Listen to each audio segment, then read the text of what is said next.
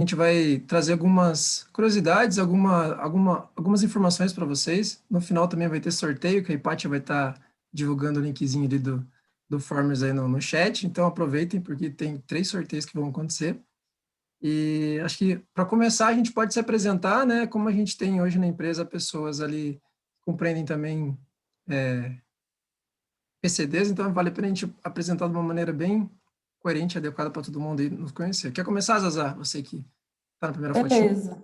Bom, boa tarde, pessoal. Eu sou a Isabela, o pessoal me chama de Zazá, então podem me chamar assim. Eu sou Tech Recruiter, trabalho no time de Connection com o Ti e com uma galera que acho que está aí também. Estou na Dextra há 8 meses. Aí, fazendo uma introdução, uma descrição um pouco mais inclusiva, eu sou mulher, lésbica, tenho a pele branca, olhos azuis, cabelo cacheado, loiro, no comprimento mais ou menos do ombro. Estou vestindo uma camisa com uma gola, camisa na cor azul clara, e atrás de mim tem uma parede branca com 2 portas de vidro e 2 banquetinhas. E Pedro? Oi, gente, eu acho que eu tinha travado, desculpa, mas eu ouvi que a Zazá se apresentou, mas para mim todos vocês congelaram. Vocês estão vendo meu slide ainda? Ou isso caiu? Estamos assistindo o A slide, gente sim. está vendo. Tá, então vamos lá. Eu sou o Pedro, prazer. Eu sou UX designer aqui na Dextra, já faz 2 anos e meio. Eu sou uma pessoa negra de pele clara, eu tenho cabelo cacheado preto, olhos castanhos. E atrás de mim tem 2 paredes, uma parede azul, e a outra com uma parede branca com janela. Estou usando uma camiseta com listras brancas e pretas e verticais. E eu acho que é isso de apresentação. Bom, sou o Thiago, para quem não me conhece ainda, sou o Tech Recruiter aqui na Dextra, trabalho junto com a Zazá aí. Estou há 3 anos na Dextra, então sou homem, sou gay, tenho a pele branca, meus olhos são castanhos esverdeados, tenho barba e cabelos pretos, estou vestindo um casaco preto também, com óculos preto. Atrás de mim tem uma parede amarelo claro e tem uma estante com alguns livros. Antes da gente continuar, eu vou pedir para alguém, geralmente a Lari que me ajuda nisso, de ficar mandando de tempos em tempos aquela mensagem com os 2 links, tá bom? Se vocês Pode puderem. mandar sim, Igor. Conforme for entrando, eu mando. Obrigado. Que aí tem 2 links só explicando. Um link para o slide, para vocês mandarem suas perguntas, quem tiver perguntas durante o share, e o outro para participar do sorteio que a Hipátia mandou.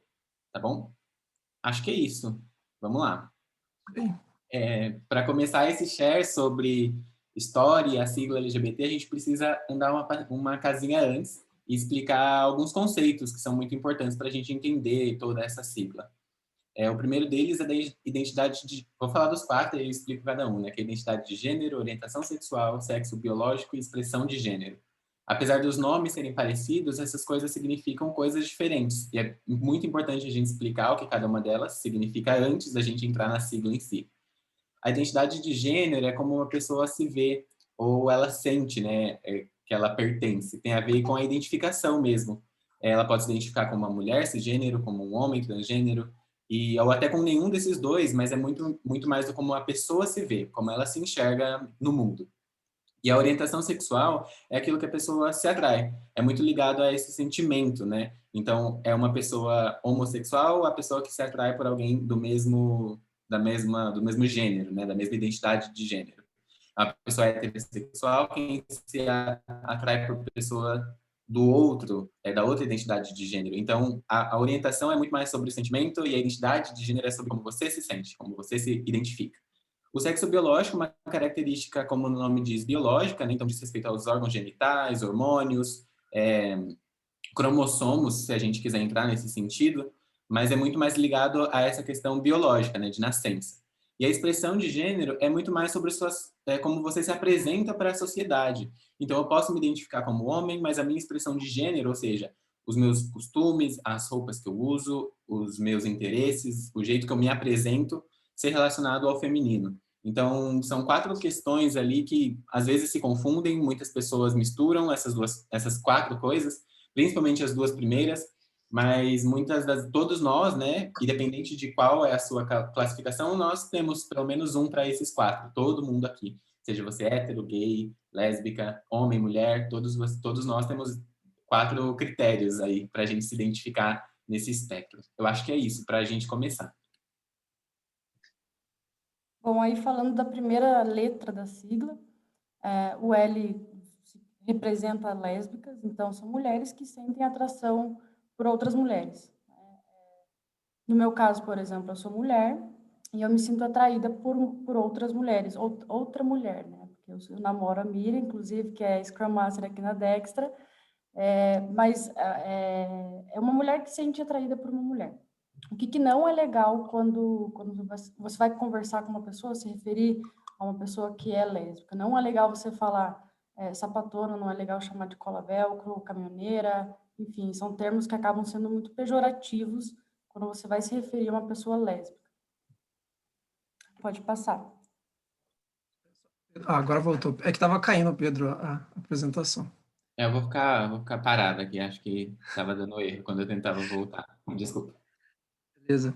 Bom, aqui temos o G de gays, né? Então, basicamente, homens que sentem atração afetiva ou sexual pelo mesmo gênero. E a gente traz aqui como reflexão em não usar o termo como viado, bicha e baitola, né? Porém, eu quero trazer um pouco de reflexão também, que é possível perceber que em alguns momentos, algumas pessoas que são gays utilizam essa expressão, né? Viado e bicha. E essa é uma visão de que a gente tenta tirar o sentido pejorativo dessa definição e levar adiante como algo que não é motivo de vergonha ou algum motivo de realmente não deve ser falado. Eu acho que qualquer palavra que a gente utiliza de uma maneira pejorativa não vai ser legal ser utilizada. Então, por via das dúvidas, utilize a palavra gays, mas não se incomodem ou não se assustem quando vocês perceberem alguém que compreende queer ou é da sigla LGBTQIA+, que esteja se referindo a si mesmo como viado ou bicha ali. Pode ir para o próximo. Sim, eu acho muito legal falar disso, e aí eu vou emendando aqui, que justamente, né, muitas vezes dentro da comunidade, as pessoas, né, a gente da comunidade, a gente ressignifica esses termos, mas que alguém de fora usar essas palavras, às vezes são ofensas, de fato. E aí, falando sobre bissexuais, né, que são pessoas que sentem atração afetiva sexual por todos os gêneros. Então, não necessariamente né, podem ser homens ou mulheres, mas que não necessariamente sentem atração só por homens ou só por mulheres. E aí é muito comum, dentro do meio, as pessoas usarem desses termos que por muito tempo eram violências para se identificar, né? E a gente vai falar mais para frente, como o próximo aqui, de travestis ou transexuais, né? Que por muito tempo tinha esse estigma sobre essas palavras, principalmente a palavra travesti. Então, e que hoje é um símbolo de empoderamento, mas para alguém de fora que vem e chama alguém de, por exemplo, traveco, ou enfim, no caso de bissexuais, que era o slide que eu estava anteriormente, né, de pessoa indecisa ou promíscua, é ainda uma violência. Então, acho muito importante eu te ter trazido isso, de que ainda está em desconstrução, esses termos ainda estão em desconstrução dentro da própria comunidade, assim. Então, a gente já passou pelo L, pelo G, pelo B, de bissexuais, que eu acabei de falar. E agora a gente vai para a letra T da sigla, que para mim é uma das mais importantes da gente falar aqui dentro da Dextra, que é a de T, de travestis ou transexuais. Para dar uma descrição, né, são pessoas que não se identificam ou se identificam com outro gênero que não aquele que atribuído no nascimento. O que significa? Então, quando eu falei lá de sexo biológico, às vezes a pessoa nasceu com um sexo masculino, por exemplo, mas ela se identifica, né, no sentido de identificação de gênero, com o outro, com o feminino. Ou o inverso, né? A pessoa nasceu com os órgãos genitais femininos, mas se identifica com o gênero masculino. E é muito importante, por que eu acho tão importante falar de T, né, de pessoas trans e travestis aqui na Dextra? Porque dentro da comunidade, dentro da sigla, é a letra menos representada, é a letra mais violentada. A gente tem que, estatisticamente, a média de vida, né, a expectativa de vida de uma pessoa trans no Brasil é de 35 anos, que é metade da estimativa de vida do restante da população, né? O Brasil é o país que mais mata travestis e transexuais no mundo. Então, é muito importante a gente falar dessa sigla, e é uma pena que hoje, nessa roda de conversa, a gente tem um representante de lésbicas, gays e bissexuais e não temos uma pessoa trans para falar por ela mesma. A gente tem que fazer esse papel aqui, de trazer essa conscientização de que justamente pessoas trans, 90% veem a prostituição como a única forma de sobrevivência, porque o mercado de trabalho e as universidades e os cursos ainda são uma realidade muito distante para essas pessoas. Então, eu acho importante a gente falar disso e do que como não se referir a essas pessoas, inclusive pelo nome morto, né, que a gente fala. Então, muitas dessas pessoas se descobrem pessoas trans lá na frente na vida. E aí já tem um nome de batismo, um nome que os pais deram, e que é muito importante a gente respeitar esse direito da pessoa de não querer ser identificada por aquele nome mais, ser identificada da forma que ela preferir, né, com o gênero que ela se identificar. Mas é uma pena da gente não ter uma pessoa aqui para falar por si sobre a sua própria vivência. Bom, Pedro, dando sequência, temos o que aqui de queer. Então, basicamente, estamos falando aqui de pessoas que transitam entre os gêneros feminino e masculino, ou em outros gêneros nos quais o binarismo não se aplica, né? Então, basicamente, a gente está falando aqui de pessoas que fogem daquele padrão heterossexual, né? Então, a gente está falando de lésbicas, gays, trans, etc. Esse termo queer é utilizado bastante lá fora. Tem bastante séries que utilizam, até filmes que utilizam muito essa expressão queer, né? Algumas séries que é possível observar, assistir, que você pode encontrar personagens que são de fato ali chamando a atenção por estarem dentro dessa classificação queer. Tem séries como Glee, tem até o RuPaul Drag Race, que é um exemplo máximo aí. Tem a série também da Netflix Queer Eye, tem até séries que não remetem muito ao contexto de LGBTQIA+, né? Por exemplo, tem o Star Trek Discovery, terceira temporada, da Netflix também. Temos pessoas ali que representam o não-binarismo e também representam a transexualidade. Então, são interpretados também por pessoas, não só atores se fazendo ser, mas atores que são também. Pode seguir, Pedro, por favor. Intersexo. Então, o I aqui, dando a sequência, quando a gente fala de I de intersexo, a gente está falando de pessoas cujo desenvolvimento sexual corporais, então, hormônios, genitais, cromossomos, não se encaixa na norma binária. E a gente também recomenda em não utilizar o termo hermafrodita, né? Então, o que a gente está falando aqui são pessoas que naturalmente desenvolvem, nasceram com características sexuais que não se encaixam nas nações típicas de sexo feminino ou sexo masculino, né? Apresentam a ambiguidade ali. E se a gente for estudar, prolongar esse assunto, existe 48 variações de intersexo, então tem muito assunto aí. Eu não vou trazer, que também não é meu lugar de fala, mas eu sei que vale muitas reflexões de vários pontos aí. Uma curiosidade também que vale a pena falar da importância do I, de estar falando sobre o intersexo. Antigamente era muito comum que os médicos, que o médico mesmo definia arbitrariamente ali aquela criança que nasceu com aquela ambiguidade, qual sexo seria, né? Seria um macho, seria uma fêmea, qual que seria? Às vezes essa definição era feita por apenas chamava o pai, nem avisava a mãe, e perguntava: você foi sortudo, você quer ter uma menina, quer ter um menino, o que você quer? E ali o médico já pensava na cirurgia que seria feita, né? Hoje, sabe-se que a gente precisa ter um respeito maior em cima disso, então precisamos nos debruçarmos em cima desse momento de fazer essa definição. É envolvida a família, é envolvido vários outros profissionais também, e para analisar esse contexto né, de intervenção cirúrgica ali quando é necessário. A gente está falando de questões que são anatômicas, que são percebíveis, mas como eu falei, existem 48 variações que não são tão percebíveis e com o tempo se tornam presentes na vida da pessoa. Então, tem muitas reflexões também a respeito da cirurgia, quando fazer cirurgia, que momento que faz cirurgia, precisa fazer cirurgia, é algo que cada família tem que ser estudado, cada caso tem que ser estudado, mas é um assunto que vai muito além. Quem quiser se aprofundar também nesse tema, existe um documentário de um caso real que é de 1960, a BBC fez esse documentário, são duas crianças, dois gêmeos, dois meninos que nasceram normal, na verdade, é um termo que a gente tem que ter cuidado de utilizar, né? Nasceram saudáveis, nenhuma questão que difere ali de questões anatômicas entre masculino e feminino, porém, os dois precisariam fazer uma cirurgia para fazer uma correção no órgão genital deles. E um deles, o primeiro que foi feita a cirurgia, teve um problema por erro médico, utilizou uma ferramenta errada e, de uma certa forma, como posso colocar, destruiu a maneira que o órgão iria funcionar e teve que operar esse menino para se tornar, para corrigir esse erro médico. Foi aí nesse cenário que o médico decidiu, junto com psicólogos da área, que teoricamente, na verdade, eram teóricos da área, decidiram tornar esse menino em uma menina. Então, Então, não vou me aprofundar muito na história, mas dá para estudar as complicações que surgiram dessa mudança, dessa maneira de pensar, de acreditar que apenas a maneira que genética poderia definir, ou que a maneira que a gente vai cuidar dessa pessoa, cuidar desse menino agora, a partir de hoje, como uma menina, vai resolver essa questão.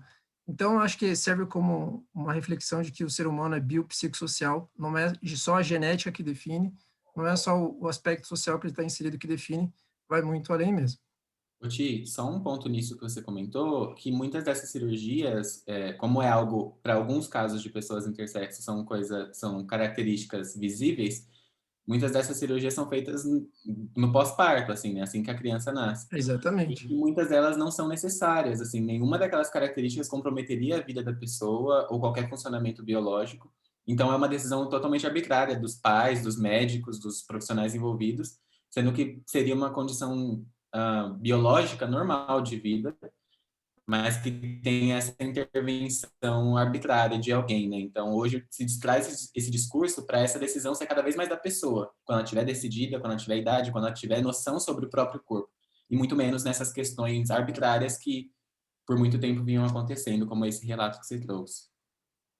Exatamente. Um ponto que define mesmo a necessidade é a saúde da pessoa, né? Se evitar essa cirurgia, quais são as complicações que podem acarretar na vida dessa pessoa.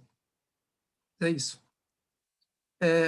Seguindo aqui, temos o A de assexuais, né? Então, aqui a gente fala de pessoas que não sentem atração afetiva ou sexual por outras pessoas, independentemente do gênero. É um termo também que a gente não é recomendado utilizar, é o termo assexuado, tá? Então, a gente aqui está falando de uma pessoa assexual que não sente necessidade de fazer sexo com outra pessoa, mas ela pode praticar a estimulação sexual por outros meios, assim, como a masturbação, por exemplo. É comum julgar socialmente essas pessoas como, você o que você faz no relacionamento se você não transa? Para que você está com alguém se você não tem esse relacionamento sexual com essa pessoa? Então, é também um assunto que exige bastante declínio, aprofundamento sobre para poder entender, mas muitas das pessoas que também se compreendem como pessoas assexuais, elas podem ter tido uma experiência no passado ali, uma relação sexual com alguém, com um parceiro ou com uma parceira, devido a, tô com alguém agora, essa pessoa ela quer ter esse ato sexual, eu vou fazer para conhecer. Mas não significa necessariamente que ela goste, que ela sinta essa necessidade. Além da pressão social também, que está envolvida nesse cenário de estar no relacionamento e ter que praticar esse ato, né? E também tem pessoas que apenas têm a curiosidade, fazem esse movimento de conhecer alguém, se aprofundar e entrar numa relação sexual, mas descobrem também que é algo que não gosta, que não a satisfazem, né? Como não vem essa questão na vida delas como necessário para seguir a vida. Então, trazer isso para à tona, para refletir e ter como algo da vida do ser humano mesmo, é algo que as pessoas que se compreendem como homossexuais tendem a fazer, né? Seguindo aqui, sempre tem aquela sigla LGBTQIA+, se a gente for destrinchar, assim, existem muitas outras siglas dentro desse meio aí, então a gente utiliza o mais para poder ampliar o leque, colocar mais inclusão dentro desse contexto, mas a gente pode entender que o mais abriga todas as diversas possibilidades de orientação sexual e ou identidade de gênero que existem. Então, um exemplo, a gente pode falar do pansexual, né, que é a pessoa que sente atração por pessoas independente do sexo, independente do gênero, ou como elas se apresentam para o mundo, tá? A gente também entende que o surgimento do pansexual ali, ele surgiu também para tirar uma possível ideia de preconceito ali contra as pessoas que são transgêneros ou não binárias, né? Porque você se identifica e você sente essa atração por qualquer pessoa, não necessariamente ligando a como ela se apresenta. Ti, e só dando um outro exemplo, por exemplo, né? A gente tinha falado de assexualidade no slide anterior. E dentro da assexualidade, ela tem um espectro também. Então, tem pessoas assexuais que elas não sentem nenhuma necessidade afetiva ou sexual durante a vida, mas como o Ti falou, tem variações, né? Dentro do próprio A de assexuais, tem outras ramificações que estão dentro da sigla por conta desse mais, né? Então, por exemplo, tem pessoas demissexuais, que são aquelas que só se sentem atraídas fisicamente por alguém, né? ou sexualmente por alguém se tem um envolvimento romântico. Então, enfim, tem vários desdobramentos dentro de uma mesma letra e todos eles se compreendem, né, dentro desse mais na sigla, para que todos se sintam representados de alguma forma, né? Legal. Aí a gente vai entrar na história, porque através da história a gente entende um pouquinho a questão do orgulho gay, né? Que tanto a gente escuta falar enfim, inclusive hoje de manhã no LinkedIn eu vi uma postagem de uma pessoa perguntando para a empresa X: empresa, vocês colocaram a bandeirinha do orgulho gay, vocês podem criar também a bandeirinha do orgulho hétero? E a empresa respondeu: não podemos. Mas tem um porquê atrás desse orgulho, e voltando na história a gente entende um pouquinho. Pode passar, Pedro.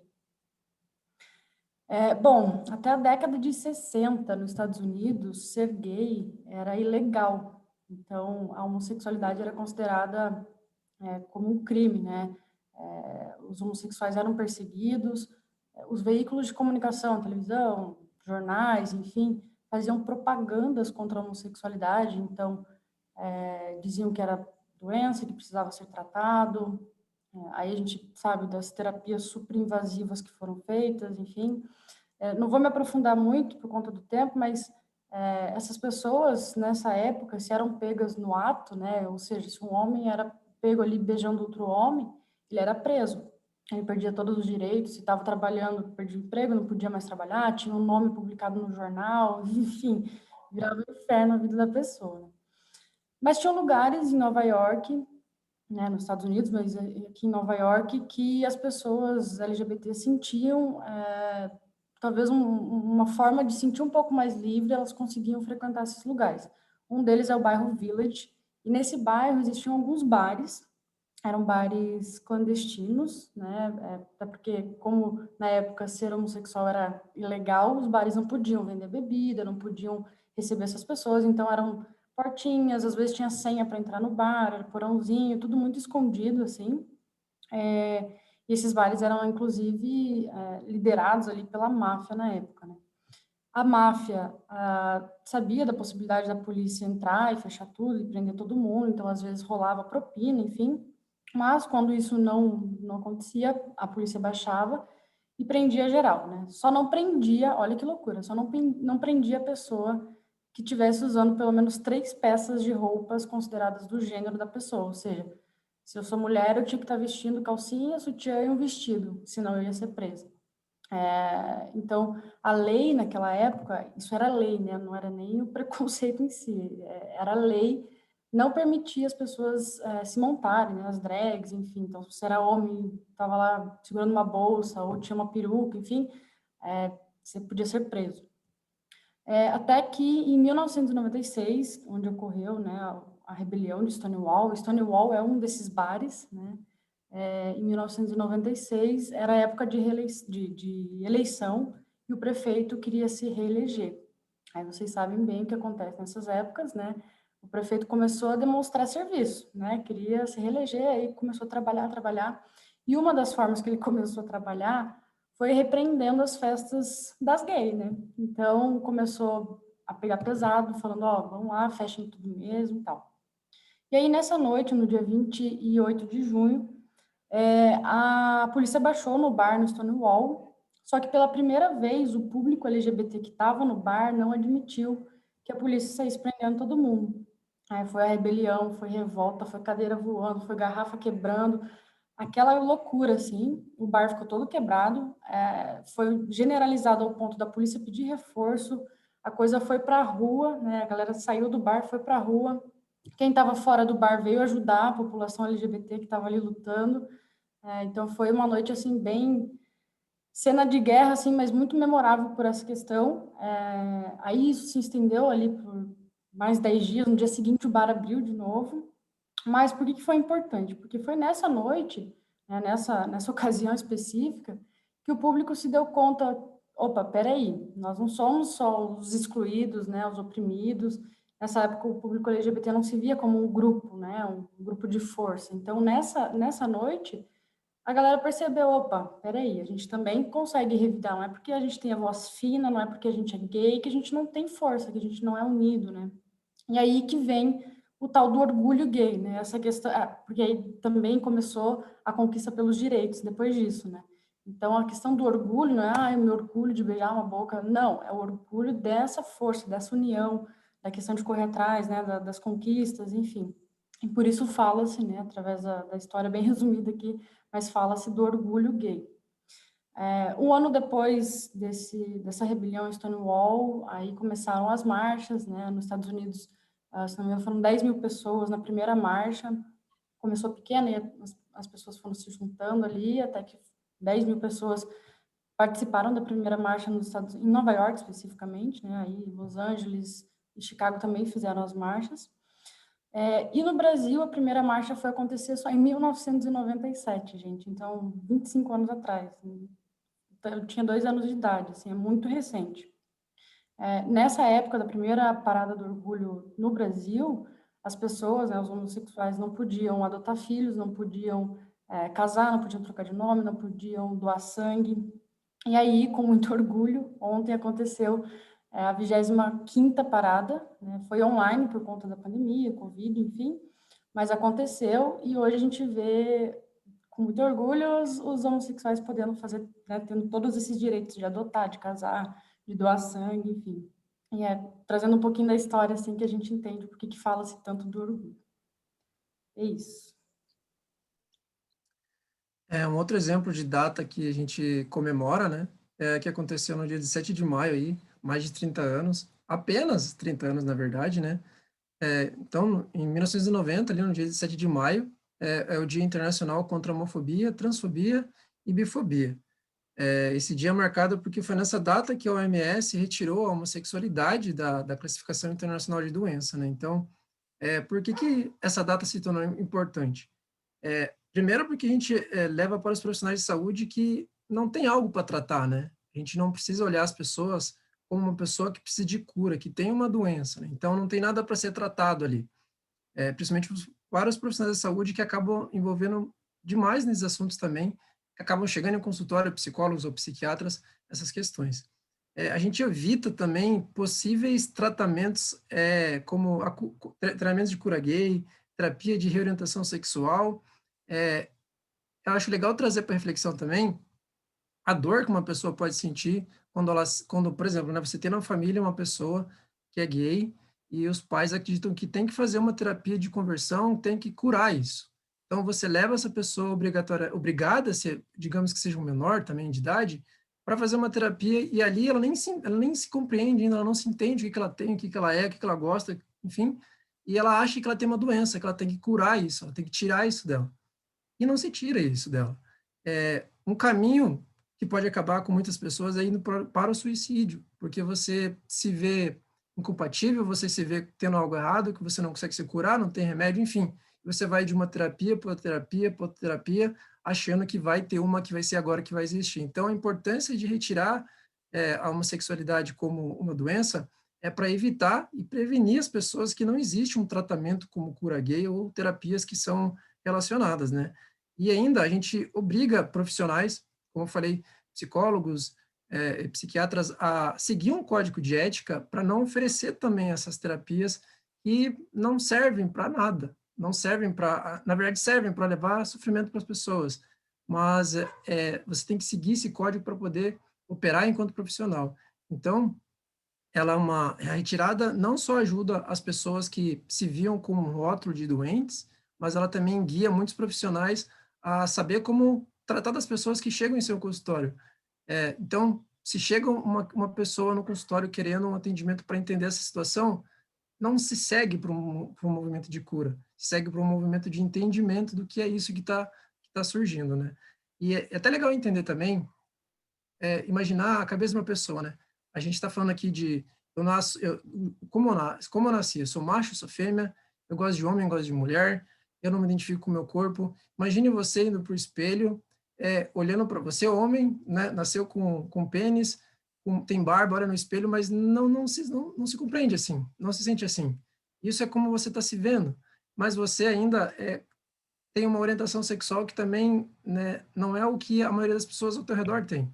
Você pode chegar no consultório com questões relacionadas à tua imagem, relacionadas à tua orientação sexual, Se você ainda tem terapias que dizem que vão te curar, você caminha ainda mais, se distancia ainda mais da tua possibilidade de aceitação e de um bem-estar que você merece, né? Então, o importante dessa data é a remoção da homossexualidade do CID, e nada mais do que a retirada disso também traz a liberdade para que as pessoas sejam elas mesmas, que elas vivam da maneira que sentirem melhor, né? Com menos sofrimento possível, e que a gente não gere também sofrimento para o outro além do necessário, que já está, só por você ser enquadrado em alguma sigla dessa, você já sofre, né? E falando em direitos, como esse que o Chico acabou de listar, e eu vi que o pessoal estava falando no chat, são direitos muito recentes e direitos básicos, assim. Eu sei que parece, às vezes, o mínimo, e de fato é. E por isso que é triste a gente ter que comemorar essas migalhas de direito mesmo, né? Essas migalhas de coisas que todo mundo deveria poder, né? Então, não ser considerado doença pela Organização Mundial da Saúde é uma vitória, é uma conquista. Assim como em 2011 foi reconhecida a união estável homoafetiva, então permitia a adoção a partir da união estável, né? Esses casais homoafetivos poderiam adotar, ou então ter partilha de bens, todas essas questões burocráticas e jurídicas que antes não eram permitidas por não ser considerado uma união estável. Em 2018, foi retirada a obrigatoriedade da cirurgia e da solicitação judicial para mudar o nome, né? Então, para pessoas trans ou travestis, que são aquelas que se identificam com outra identidade de gênero, antes era todo um processo para você ir lá e mudar seu nome nos seus documentos, o seu gênero, na certidão e tudo mais. E agora, em 2018, né, muito recente, tirou um pouco dessa burocracia, né? Não é necessário de uma solicitação judicial. Você pode ir no cartório e fazer essa alteração, essa autoidentificação. Também, em maio de 2019, foi aprovada a lei da criminalização da LGBTfobia aqui no Brasil. Então, agora, condutas LGBTfóbicas são condutas inafiançáveis e que não prescreve, ou seja, é equiparado ao crime de racismo no Brasil. Então, também uma conquista super recente, né? E que, assim, é o direito pelo mínimo. E mais uma em 2020, e aqui a gente só citou algumas, tem muitas outras, né? Desde a revolução que a Zazá comentou, mas as mais recentes são essas. Então, em 2020, pessoas homossexuais, né, dentro da sigla LGBT, foram permitidas doar sangue, que é uma coisa muito contraditória, né? Porque toda vez tem campanha que os hemocentros estão vazios e até 2020 muitas pessoas saudáveis não podiam doar sangue por uma questão de preconceito mesmo. Então, são direitos muito recentes, são direitos muito básicos, mas que é por isso que se fala do orgulho, né? Como a Zazá falou. É com orgulho, que essa comunidade se junta, que são essas pessoas que são diferentes nas lutas, diferentes indivíduos no que eles precisam alcançar, mas que esses direitos são de todos, todo mundo sai ganhando com isso. Acho que tem alguém com o microfone aberto. Ah, valeu.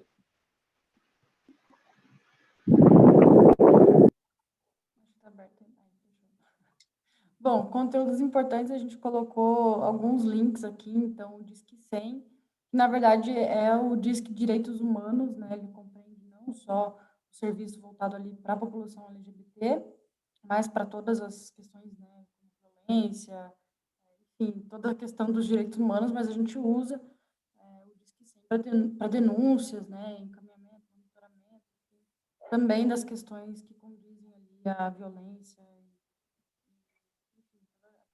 dos LGBTs. Aqui na Dextra a gente tem um canal de ouvidoria, foi lançado recentemente, então é um canal que permite também a gente fazer o registro de violação, de denúncias, né? Ele funciona 24 horas por dia, ali, 7 dias por semana. Acho que é legal ressaltar aqui que sempre o primeiro passo ali, quando você presencia ou quando você sofre algum tipo de preconceito, alguma coisa assim, é você levantar isso com o time, conversar com o gestor, né, tentar conversar, entender a situação, mas para quando isso, de repente, não tem, né, foge um pouco ali do controle, você não consegue contornar, tem, né, um canal aqui dentro da empresa que oferece suporte. E aí, conteúdos, a gente deixou uma listinha, a gente passou no e-mail para vocês, mas a gente pode deixar também no slide ali, ou no link, enfim, uma listinha cheia de indicação legal aí de séries, de filmes, de músicas, de artistas, que são ali da população LGBTQIA+.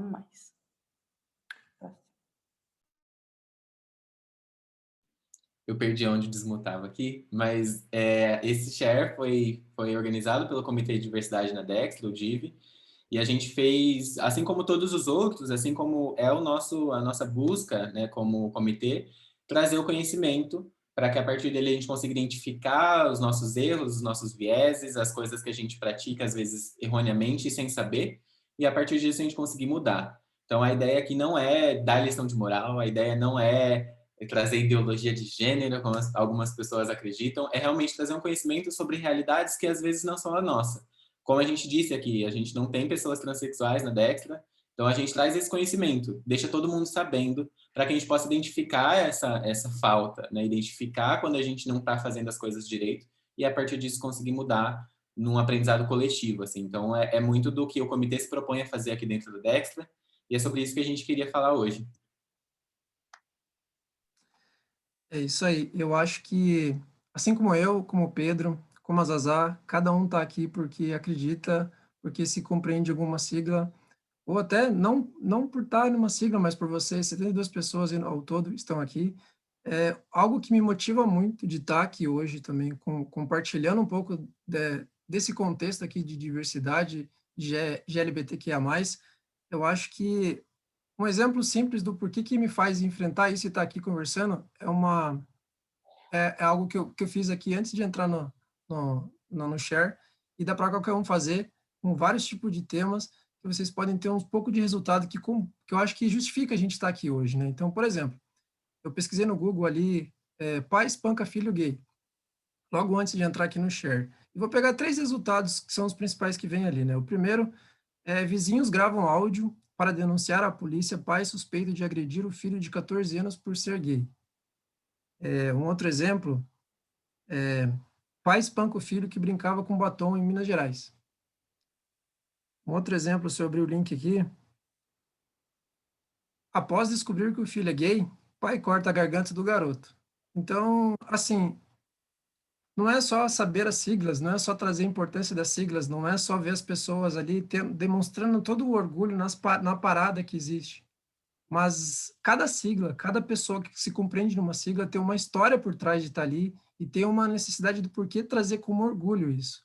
O que me motiva muito é evitar morte, sendo bem honesto e bem franco, é evitar que pais permitam que seus filhos morram ou que até matem seus filhos por uma simples questão de opinião, por uma simples questão de achar que a vida tem que ser vivida da maneira que eles viveram, da maneira que o vizinho vive, e ele nem sabe como os vizinhos vivem ainda. Então, assim, é parar de impor a opinião de uma forma tão forte que você prefere opinar, sair com uma opinião como a verdadeira, em detrimento da vida de alguém. E se isso acontece no âmbito familiar, para onde vai essas crianças? Para onde vão essas pessoas? Aonde elas vão se sentir amparadas? É por isso que essa comunidade se junta, tenta se fortificar e tenta fazer esses eventos para trazer empatia, para trazer conexão, para trazer respeito e orgulho, porque se não depender das próprias pessoas, se nenhum familiar apoia, é difícil para todo mundo viver. Então, acho que o que mais me motiva a estar aqui, e que se serve como motivo de reflexão também, é que todo mundo cria esse tipo de intenção também quando vê esses eventos. Quando você vê, por exemplo, a Pablo Vittar tocando uma música, você começar a criar ter um pensamento: nossa, mas precisa ser assim? Por que ela é desse jeito, né? Por que tem que usar essas roupas? Vai muito além desse visual, vai muito além dessa forma de se expressar, tem muito mais por trás ali. E a gente está falando de sobrevivência, então acho que é isso que justifica e vale a pena falar cada vez mais sobre isso, né? Zazá, Pedro, vocês querem complementar algum tópico, algum assunto? Eu acho que eu queria só falar a questão do respeito, né, que tanto se fala. Às vezes a gente escuta, tipo, eu não concordo com isso, mas eu respeito. Gente, o respeito é o mínimo, né? O respeito não é só com o público LGBT, o respeito é para qualquer ser humano, né? Então, acho que é importante também trazer essa questão do respeitar, mas de forma muito genuína, né? Você respeita porque é uma pessoa, não importa se ela beija homem, se beija mulher, você respeita porque é um ser humano ali na tua frente, né? Então, essa questão do respeitar, acho que é o mínimo, assim, que não precisaria nem exigir, né? Deveria ser uma coisa natural, mas que a gente espera que as pessoas tenham, né? Mas também o que me motiva a falar aqui, como te trouxe, né, as motivações dele, acho que esse lugar da gente poder se expressar, a gente poder ser a gente, assim, né? Algumas culturas não permitem isso, muitas pessoas se sentem reprimidas, né? Não se sentem elas em um ambiente de trabalho, por exemplo, né? Não podem agir da forma que elas simplesmente são, né? E aqui na Dextra eu encontrei um espaço muito agradável, muito acolhedor, assim, que eu posso me expressar, posso ser eu, não preciso esconder nada, então esse espaço também é muito importante, essa liberdade que a gente tem, assim, é algo também que me motiva a falar um pouco sobre a diversidade. Isso. Eu acho que, bom, vocês já falaram tudo que eu ia falar, assim. Eu acho que, e eu vi o pessoal comentando no chat, né? Que mais do que entender, entendam esse evento como, esse share, né? Como pontapé, assim. Respeitar a diversidade, entender a causa LGBT e se engajar nisso é o mais importante, né? Saber e ignorar isso aqui, achar que isso aqui não serviu de nada, não é o caminho, assim, como a Sabrina disse, a parada LGBT em São Paulo é a maior do mundo, mas o Brasil é o país que mais mata travestis, por exemplo. Então, não é só sobre achar legal, achar bacana, cada um no seu quadrado, não. É uma comunidade que ainda luta muito pelos seus direitos, e direitos interseccionais. Eu acho que é isso que me motiva. Cada um falou do seu motivo para estar aqui. Acho que é isso que me motiva a ver que a comunidade LGBT precisa do apoio da comunidade negra e que a comunidade negra se apoia na comunidade LGBT, assim como a comunidade de pessoas com deficiência. Enfim, são lutas de minorias, entre muitas aspas, mas que o objetivo comum é a luta por respeito, por direitos, né? Então, acho que é isso. Queria agradecer a todo mundo que estava aqui agora, até agora. Estou mandando aqui no chat o formulário para feedback. E aí a gente abre para perguntas, para, enfim, trocarmos uma ideia.